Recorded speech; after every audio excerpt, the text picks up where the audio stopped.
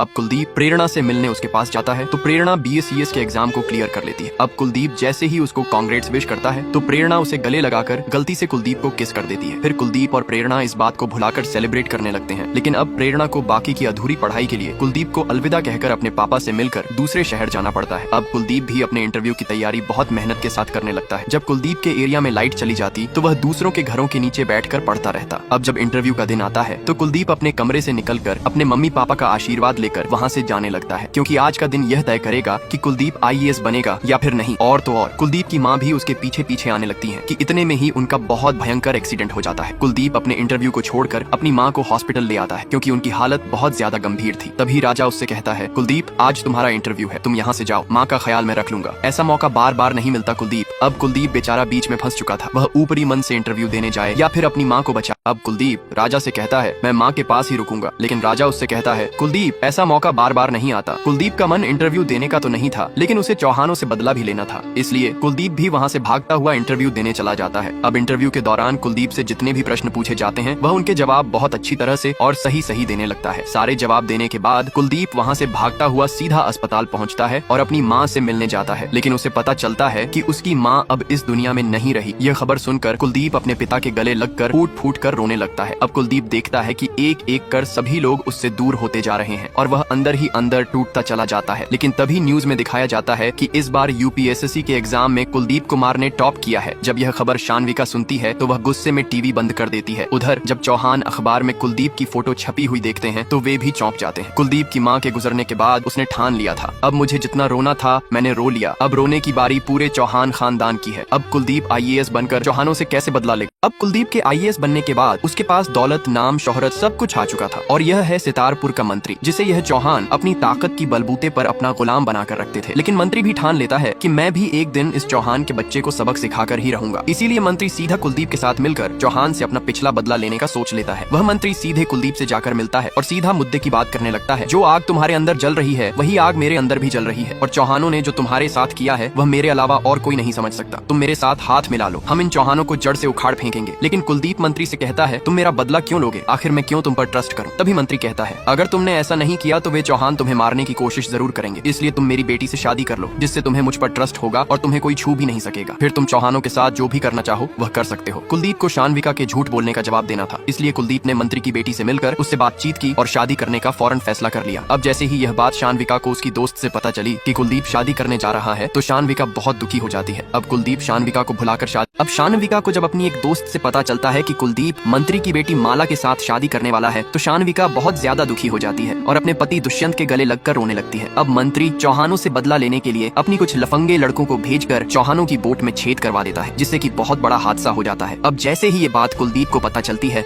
तो कुलदीप पुलिस की पूरी फोर्स लेकर फौरन वहाँ पहुँच जाता है और इस हादसे को देखते हुए चौहानों के सारे धंधे को बंद करवा देता है। और तो और कुलदीप चौहानों के खिलाफ एक वारंट भी निकाल देता है। अब अगले दिन मंत्री चौहानों के पास अपनी बेटी माला की शादी का कार्ड देने जाता है और उनसे कहता है, मेरी बेटी की शादी है और आप लोगों को जरूर आना है। मंत्री भी चौहानों को जलाने की एक भी कसर नहीं छोड़ रहा था। अब जैसे ही कुलदीप की शादी में चौहान आते हैं तो उन्हें पता चलता है कि शानविका का पति कुलदीप की शादी में चौकीदारी कर रहा है। यह देखकर दोनों चौहानों के बदन में आग लग जाती है। यह देखकर छोटे चौहान कुलदीप को धमकी देने लगता है, लेकिन कुलदीप ने तो ठान लिया था कि चौहान पर। अब कुलदीप और माला की शादी में चौहानों की बहुत ज्यादा बेइज्जती हो जाती है, जिसके बाद तुरंत चौहान अपनी कार में बैठकर बिना कुछ खाए पिए ही वहाँ से जाने लगते हैं। अब चौहान की इतनी बेइज्जती होने के बाद मंत्री काफी खुश होता है कि आखिर पहली बार चौहान को किसी ने इतना जलील किया है। लेकिन कुलदीप माला से शादी करने के बाद भी इस रिश्ते के बीच में नहीं आना चाहता था, इसलिए वह कमरे से बाहर चला जाता है। दूसरी तरफ चौहान को अपने एक साथी से पता चलता है कि कुलदीप ने चौहानों के सारे काले धंधे को हमेशा हमेशा के लिए सील कर दिया है और तो और उन सभी के खिलाफ एफआईआर भी दर्ज करवा दी है। पुलिस हमें कभी भी पकड़ने आ सकती है। इस बात को सुनते ही चौहानों ने कुलदीप को टपकाने का प्लान बना लिया था। फिर अगले दिन कुलदीप यहाँ कुछ इन्वेस्टिगेशन करने आया होता है कि उसे बार बार अपने और शानविका के वो पल याद आने लगते हैं जब वे अकेले में छिपकर मिला करते थे। इतने में कुछ गुंडे मिलकर कुलदीप पर हमला करने लगते हैं, लेकिन कुलदीप भी हार मानने वालों में से नहीं था। वह इतनी तेजी से गोलियां चलाता है कि सभी गुंडे वहां से भाग जाते हैं। इसी दौरान पुलिस फोर्स के साथ साथ मंत्री भी वहां आ जाता है। अब कुलदीप चौहानों को इस हमले का जवाब भला कैसे देगा, ये जानने के लिए कमेंट करें।